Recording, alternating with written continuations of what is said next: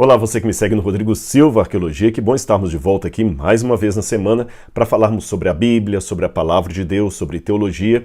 E se você não é inscrito no canal, está aqui o meu convite. Venha fazer parte da família do canal Rodrigo Silva Arqueologia. Você é muito bem-vindo. Pessoal, hoje nesta meditação, nesse bate-papo aqui, eu queria falar um pouquinho sobre essas tragédias que têm acontecido e que têm, de uma forma direta ou indireta, afetado a todos nós. De maneira direta, aqueles que são envolvidos porque têm parentes que perderam sua vida ou têm um trauma, por exemplo, aqueles que estavam lá em Capitólio, em Minas Gerais, quando aquela parede de pedra caiu na água ali, e foi algo realmente dantesco, foi algo terrível. E a gente pergunta, onde é que está Deus nessas tragédias? Enquanto eu estou fazendo esse vídeo para você aqui, tem tantas famílias que estão perdendo tudo, casas. Lá em Minas Gerais, algumas represas que estavam com risco de transbordar ou, quem sabe, até romper.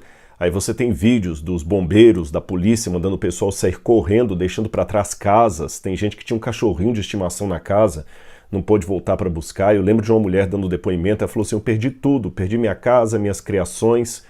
Ela falava de cachorros, de alguns animais de estimação que ela tinha, fora aqueles que perderam entes queridos mesmo. E a gente que lida com a palavra de Deus, que estuda a Bíblia Sagrada, não tem por que não perguntar onde é que está Deus nessas tragédias. Eu sei que muita gente deve estar me perguntando assim, Rodrigo, onde está Deus? E se eu estivesse nesse momento no velório de alguma das vítimas, seja das enchentes ou daquele acidente em Capitólio, talvez o parente que ficou vivo, o amigo, estaria me perguntando, Rodrigo, e aí, você que estuda a Bíblia, você que estuda teologia, onde estava Deus? Onde está Deus nessas tragédias? E a tragédia, ou a pergunta, fica ainda mais, como é que eu diria, irônica, por falta de outra palavra, quando nós vemos, por exemplo, que um dos barcos mais atingidos, que teve maior quantidade de mortos, pelo menos aquele barco que parece que 8 pessoas morreram, todas da mesma família ou amigos da mesma família, porque havia um rapaz que estava comemorando o seu aniversário. Uma das notícias que eu ouvi de um dos policiais ali diz que esse barco, ironicamente, chamava-se Jesus. Então fiquei perguntando do lado de cá, quando o dono desse barco foi escolher um nome para sua embarcação, ele poderia ter colocado Poseidon, poderia ter colocado Iara, nomes relacionados às águas, poderia ter colocado Águas Claras, ele colocou Jesus. Então eu imagino que era uma pessoa de fé, que confiava de alguma forma que Jesus iria protegê-lo. Quem sabe ele não fez uma oração, sendo católico, um Padre Nosso, com uma Ave Maria, sendo um evangélico, uma oração qualquer, sei lá se ele fez o sinal da cruz. Eu sei que a tragédia aconteceu onde estava Deus. E sempre que a humanidade é acordada por uma notícia assim, a gente pergunta, onde está Deus? Esse foi o argumento que levou muitos na Europa a se tornarem céticos, especialmente depois de 1755, quando houve o terremoto de Lisboa, que foi definido por Voltaire como sendo o flagelo de Deus. E Voltaire conseguiu, graças ao terremoto de Lisboa, criar uma linha de filosofia chamada deísmo, que até acreditava na existência de Deus, mas confiante de que Deus não estava aqui, ou pelo menos não se importava com as suas criaturas. Aquele Deus da providência, aquele Deus que age, para Voltaire, aquele Deus não existia. No máximo, era um criador que, como o fabricante de um relógio de pulso, ou um relógio de bolso, dá cordas no relógio, falando do relógio daquela época, e coloca ali para funcionar e vai embora. E depois do deísmo, outras correntes também foram surgindo ali, né? Nós já tínhamos antes as formas do racionalismo europeu, David Hume, por exemplo, que diziam que não existe Deus, é só a razão. Aí vem o ateísmo, o agnosticismo, o ceticismo de um modo geral, e as pessoas voltam a se questionar, crentes ou ateus? Onde estava Deus? O crente para buscar uma resposta, o ateu para reafirmar uma argumentação. Eu vou ler com vocês aqui nesse vídeo, nesse momento, aqui o Salmo 91, que é um salmo que aparentemente estaria falando justamente da providência de Deus. Mas onde estava o Deus do Salmo 91? Eu me lembro quando eu era criança, esse salmo era tão conhecido que os mais antigos contavam que se você deixasse uma Bíblia aberta no Salmo 91, o demônio fugiria da sua casa. Eu lembro que minha mãe tinha uma Bíblia que ela ganhou dos adventistas antes de eu nascer, Essa Bíblia depois foi destruída por ela, uma outra história, quando ela descobriu que eu estava dando estudos bíblicos escondido. Eu tinha 12 anos de idade. Mas uma das coisas que eu lembro dessa Bíblia é que ela tinha as páginas aqui do Salmo 91 totalmente amarelas, porque era a única coisa que ficava aberta, era o Salmo 91. E havia muito costume de algumas famílias abrirem a Bíblia no Salmo 91, acreditando que ele espantaria o demônio. O Salmo 91 diz assim: Aquele que habita no esconderijo do Altíssimo e descansa à sombra do Onipotente, diz ao Senhor: Tu és o meu refúgio e a minha fortaleza, o meu Deus em quem confio, pois ele livrará você do laço do passarinheiro e da peste perniciosa. Ele cobrirá com as suas penas, e sob suas asas você estará seguro. A sua verdade é proteção e escudo. Você não terá medo do terror noturno, nem da flecha que voa de dia, nem da peste que se propaga nas trevas, nem da mortandade que assola ao meio-dia. Caiam 1000 ao seu lado, 10.000 à sua direita, e você não será atingido. Somente com seus olhos você contemplará e verá o castigo dos ímpios. Você dirá: O Senhor é meu refúgio. Você fez do Altíssimo a sua morada. Então mal nenhum lhe sucederá. Praga nenhuma chegará à sua tenda, pois aos seus anjos ele dará ordens a seu respeito para que guardem você em todos os seus caminhos. Eles o sustentarão nas suas mãos para que você não tropece em alguma pedra. Você pisará o leão e a cobra. Com os pés esmagará o leãozinho e a serpente. Deus diz: Porque a mim se apegou com amor, eu o livrarei. Eu o protegerei porque conhece o meu nome. Ele me invocará e eu lhe responderei. Na sua angústia eu estarei com ele. Eu o livrarei e o glorificarei. Vou saciá-lo com longevidade e lhe mostrar a minha salvação. Muito bem. Mas onde é que esse Salmo 91 se cumpriu naqueles ali que foram mortos? O sujeito estava comemorando o aniversário dele. E antes que alguém fale assim: mas eles estavam com bebedeira, estavam embriagados, estavam, quem sabe, blasfemando, com músicas que não agradam a Deus. Se você está indo com esse raciocínio, então eu posso tornar a pergunta um pouco mais complicada para você. Onde estava Deus, por exemplo, naquele acidente de ônibus que aconteceu uma vez com a Igreja Adventista, onde jovens estavam voltando de um retiro espiritual e o ônibus tombou na estrada e vários jovens morreram? Aliás, eu poderia colocar essa história até no plural, porque eu conheço pelo menos 13 histórias de acidente de ônibus envolvendo jovens adventistas que estavam voltando de um acampamento espiritual. Uma vez na Igreja Central Paulistana, parece que vários jovens haviam morrido, não sei se foram 12 ou 15 caixões, todos enfileirados na Igreja Central Paulistana, de jovens que morreram voltando de um congresso espiritual. Onde é que estava Deus? Essa pergunta, ela fica muito chocante quando a gente lê no texto, porque a gente não encontra uma explicação óbvia para o sofrimento com base num salmo tão determinista como esse. Se você confiar no Senhor, Ele vai cuidar de você, Ele vai amparar você. Aliás, esse salmo é tão importante, por isso que ele está na forma de poesia. Eu já mencionei isso em algum outro vídeo que eu fiz explicando a Bíblia. Nos tempos da Bíblia, quando eles queriam enfatizar uma coisa, torná-la tão importante ao ponto de ser decorada, eles falavam em forma de poesia. Tudo que é mais do que importante, supremamente importante, essencialmente importante, é dito em forma de poesia na Bíblia. E não pense em poesia naquele sentido apenas romântico, amoroso, que nós vemos aí nos romances, não. É uma poesia para facilitar a memorização. Por isso que o poema, para eles, mais do que uma coincidência de sons perfazendo a rima, era mais um paralelismo de ideias. A mesma coisa é dita 2 vezes, às vezes 3 vezes, com palavras diferentes.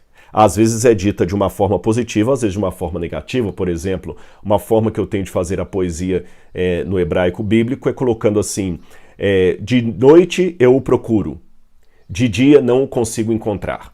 Percebeu? De noite, de dia. Procuro, encontrar. Então você vê o paralelismo de ideias. São chamadas ideias antitéticas aí, porque uma está dizendo uma coisa, outra, mas no conjunto literário elas se complementam. Ou, quem sabe, pode ser um paralelismo sintético. O primeiro foi antitético, esse é sintético. Eu digo a mesma coisa com palavras diferentes.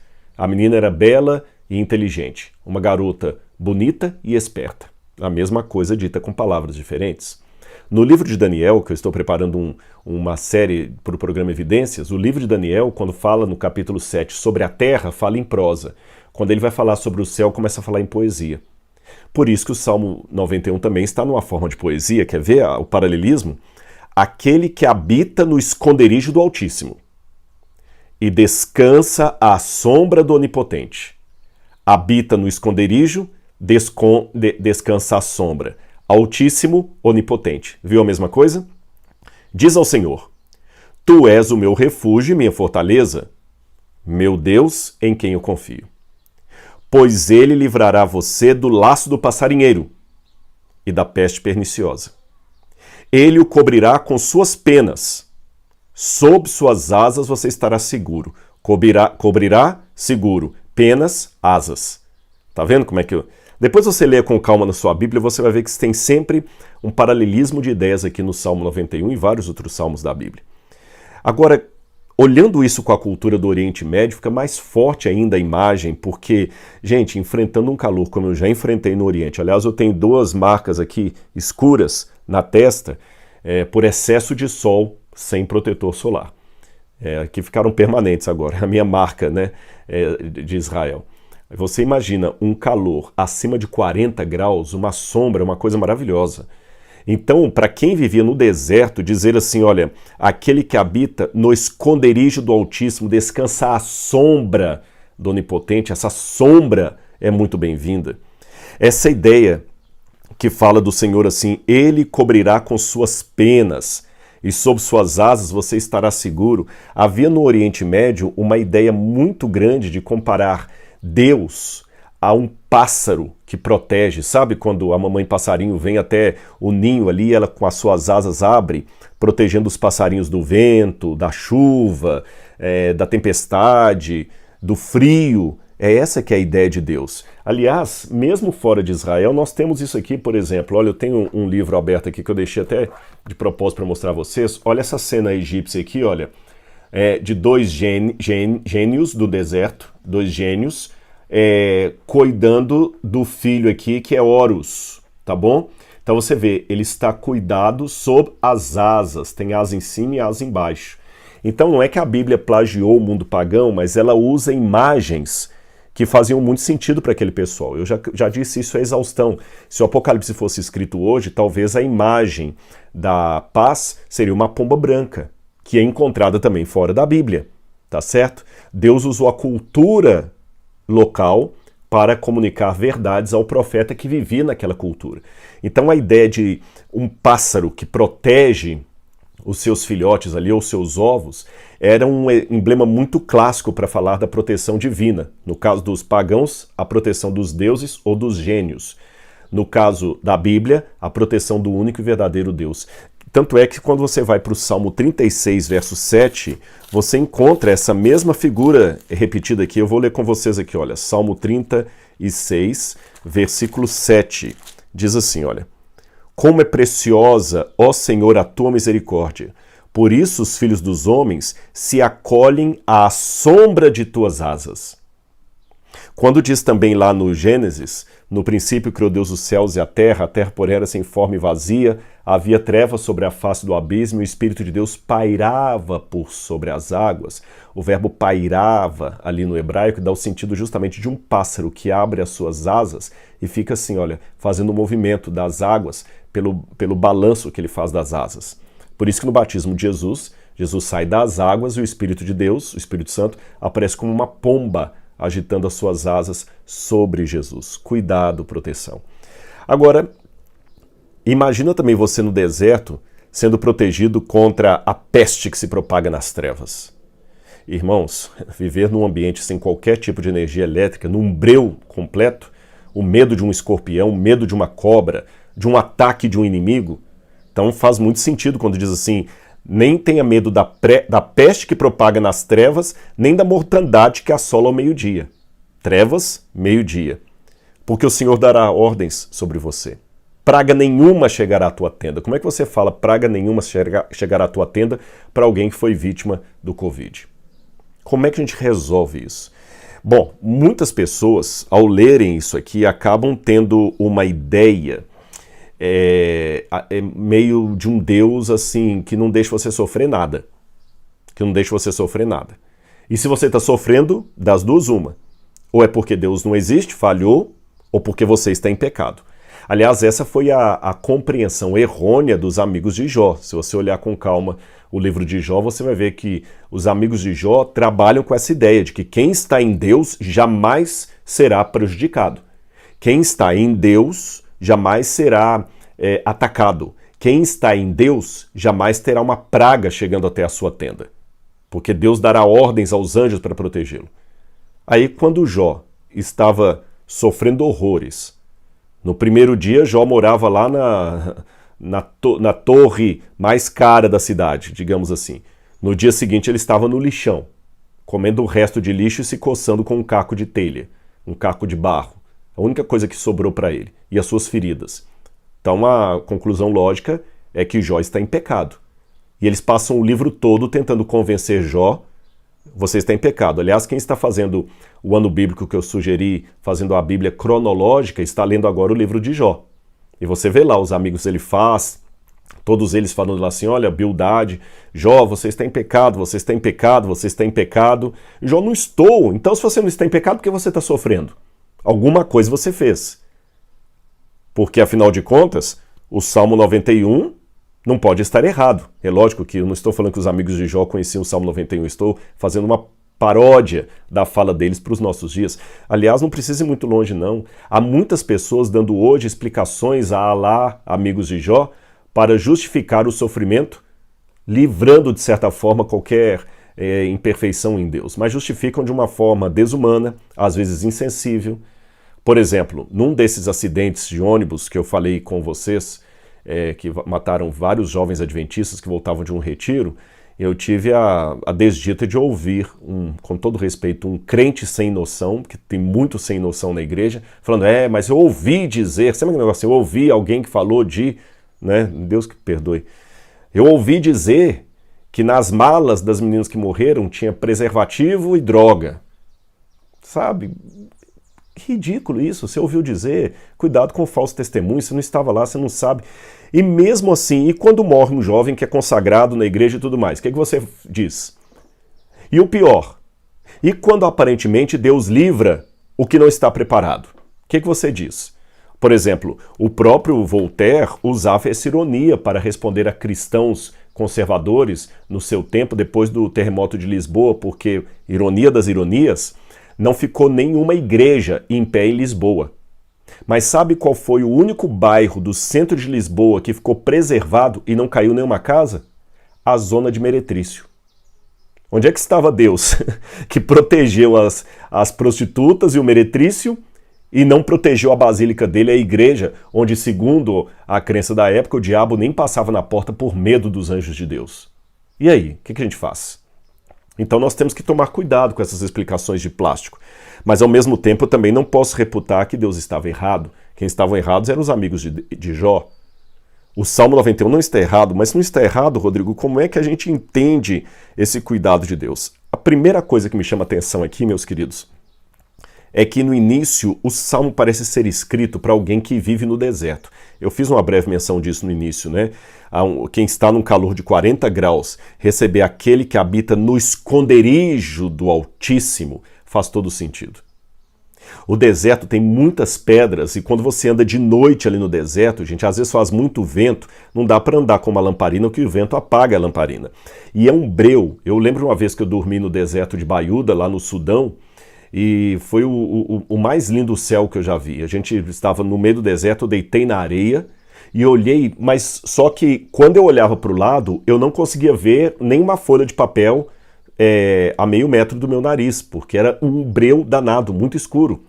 Então, dentro desse ambiente, falar assim, que Deus protege você da peste que propaga nas trevas, porque eu estava correndo risco ali, tinha muito escorpião do deserto.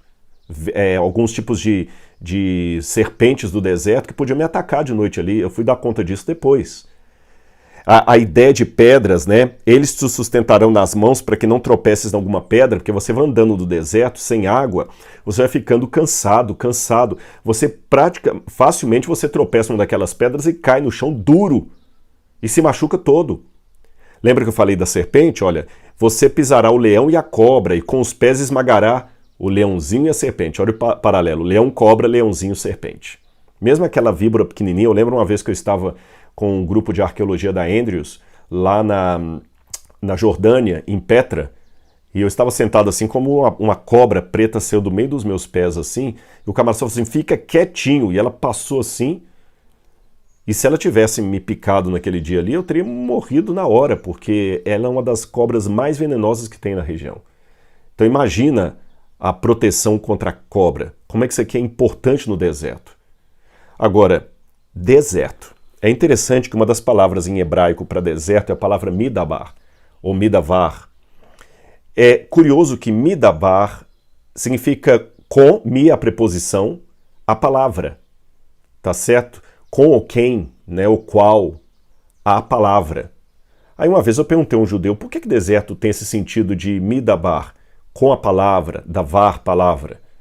Ele falou, porque o deserto é o único lugar sombrio e solitário ao mesmo tempo para você ter um encontro real com a palavra de Deus. Eu nunca mais esqueci dessa explicação. Então note que o Salmo 91 está sendo escrito para pessoas que estão no deserto e não para pessoas que estão numa casa com ar-condicionado e suco de laranja gelado e assistindo o filme e comendo pipoca. Se a pessoa está no deserto, então é porque alguma provação tem.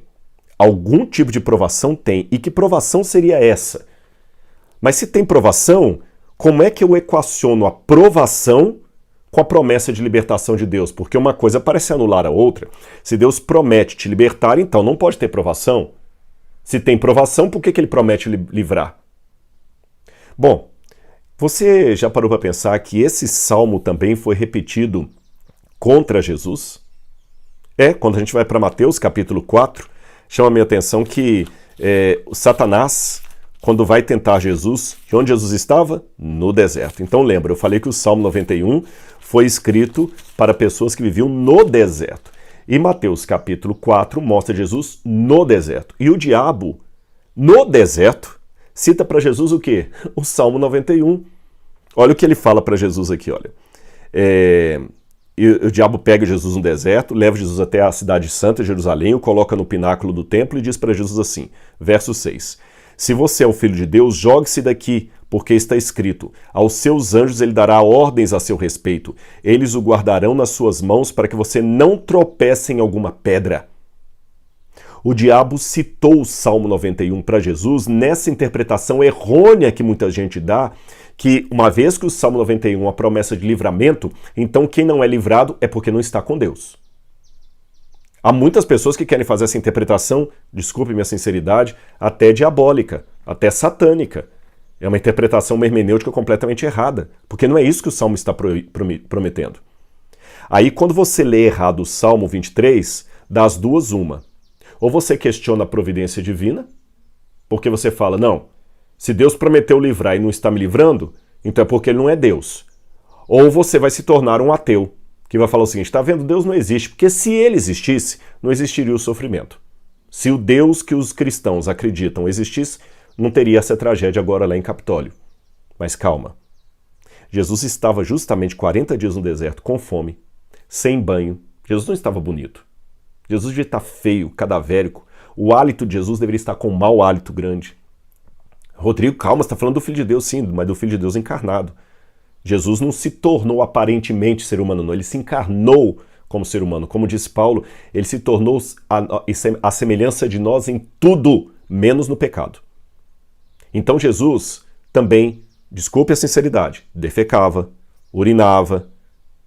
Jesus não tinha erros morais, mas Jesus poderia, ao martelar um prego, errar e bater no dedão e fazer um hematoma ali. Jesus poderia. Jesus deixou a cruz cair. Jesus sentia dor. Jesus sentia medo. Jesus sentia frio. Se Jesus estivesse aqui hoje, o corpo de Jesus não seria imune ao vírus. Pelo contrário, Jesus poderia se contaminar como qualquer outro, mesmo sendo filho de Deus. E naquele momento ali, ele não parecia ser alguém que o Pai estava protegendo. Aí o diabo, mas tem alguma coisa errada com você, igual os amigos de Jó. Porque o Salmo 23 falou que o Salmo 91 falou que você seria protegido. Se você está com medo de pular é porque você não acredita na promessa de Deus. Aí qual foi a resposta de Jesus a Satanás? Também está escrito, Jesus também citou a Bíblia, não ponham à prova o Senhor teu Deus. Não ponham à prova o Senhor teu Deus. O que Jesus quis dizer com não ponham à prova o Senhor teu Deus? É interessante que aqui ele está fazendo uma citação de Deuteronômio, capítulo 6, versículo, deixa eu ver que eu anotei, 16. Capítulo 6, verso 16. Deuteronômio 6, 16, que diz assim, olha. 6,16. Não ponham à prova o Senhor seu Deus. A mesma citação de Jesus. Aí só que está o complemento. Como fizeram em Massá. O que eles fizeram em Massá? Qual foi esse colocar a Deus em provas que eles fizeram em Massá? Aí quando a gente vai para o livro de Êxodo, capítulo 17, a gente vê qual foi a provação como é que eles provaram ou tentaram Deus em Massá. Diz aqui, olha, em Massá, deixa-me ver aqui, olha, capítulo 17, está falando de Meribá, né? Em Meribá. Aí diz o seguinte, quando Deus fala o seguinte, eu estarei com vocês na rocha, né? Aí o pessoal pergunta assim, Israel tentou ao Senhor, estou lendo no verso 6, Israel tentou ao Senhor, dizendo, está o Senhor no meio de nós ou não? O não tentarás o Senhor teu Deus não coloque em dúvidas a providência de Deus por causa da dor que você está passando. Então, meus queridos, embora eu respeite todas as dores, todos os sofrimentos, eu estou orando por vocês, eu digo que o primeiro passo para você saber lidar com a dor é não tente o Senhor teu Deus, não coloque Deus em prova, não questione a justiça de Deus. Naquele episódio de Meribá, que o pessoal tentou a Deus, questionou a justiça de Deus, e que Deus falou o seguinte, não ponham à prova Deus como fizeram em Meribá, e Jesus usa essa palavra para responder ao diabo no deserto, seria o seguinte, Deus salvou o povo do Egito, abriu o Mar Vermelho e os levou para a terra da promessa. Só que, entre o Mar Vermelho aberto e a terra da promessa, aqui no miolo tinha o deserto. E no deserto tinha provação, no deserto tinha tentação, no deserto tinha perigo. Então o que a gente tem que entender? A dinâmica do grande conflito. Se sofrermos demais, nós não entendemos. Se sofrermos de menos, não sabemos qual mal é o mal e não desejaremos nos livrar dele. Então veja bem, Deus dá demonstrações claras de que ele não nos abandonou. Ele tirou o povo do Egito com mão forte. Ele abriu o Mar Vermelho para o povo passar a seco. Mas antes de levá-los a Canaã, ele permitiu o hiato do deserto. Então, se você olhar na sua vida, haverá momentos em que Deus livrou você, como ele abriu o Mar Vermelho, porque na minha vida foi assim. Há a promessa de Deus de conduzir você para o paraíso, para a Nova Jerusalém, mas entre uma coisa e outra, você também tem o hiato do deserto. Então, de que maneira eu entendo o Salmo 91? O Salmo 91 é uma promessa que Deus não nos abandonará. Ele abrirá o Mar Vermelho para nós porque Ele cuida de nós. Mas até que entremos na terra prometida, Ele permitirá que nós passemos por dificuldades. Ele permitirá. Como Ele permitiu que o próprio Jesus passasse por dificuldades. Porque, veja bem, uma leitura errônea desse salmo poderia ser justamente o que está no Salmo 18, 50. Olha aqui, o Salmo 18, verso 50. Olha a promessa que havia sobre o Messias, o descendente de Davi. Diz assim, olha. Vou ler a partir do verso 49. Por isso eu te glorificarei entre os gentios, ó Senhor, e cantarei louvores ao teu nome. É Ele quem dá grandes vitórias ao seu rei e usa de misericórdia para o seu ungido. Deus dá grandes vitórias ao seu rei e usa de misericórdia para o seu ungido, para com o seu Messias. Onde é que estava a misericórdia de Deus enquanto Jesus era crucificado? Então, quando alguém me pergunta, Rodrigo, onde está a promessa do Salmo 91 quando eu perco um ente querido ou sofro uma doença? Eu pergunto de volta, onde estava a misericórdia de Deus prometida em Salmo 18, verso 50, enquanto Jesus agonizava na cruz do Calvário? É esta a questão. Veja bem, você pisará o leão e a cobra. Se você vai pisar o leão e a cobra, é porque eles ainda estarão com você. Se você ainda vai ser livrado da peste que propaga nas trevas, é porque elas ainda propagam nas trevas.